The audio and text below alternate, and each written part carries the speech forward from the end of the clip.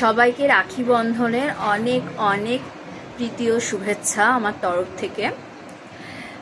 রাখি বন্ধন তো ভাই বোনের মধ্যে একটা সুদৃঢ় সম্পর্ক গড়ে তোলে।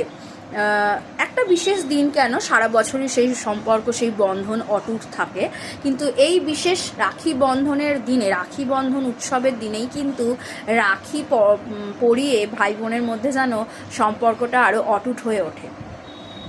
যাই হোক, এই রাখি বন্ধন উৎসব এলেই মনে হয় রবীন্দ্রনাথের কথা যেমন মনে পড়ে। সেই বঙ্গভঙ্গ 1905 সালে বঙ্গভঙ্গ আন্দোলন হয়েছিল এবং হিন্দু মুসলমান যখন ভাই ভাই এই যে সম্প্রীতির একটা শিক্ষা দেওয়ার জন্য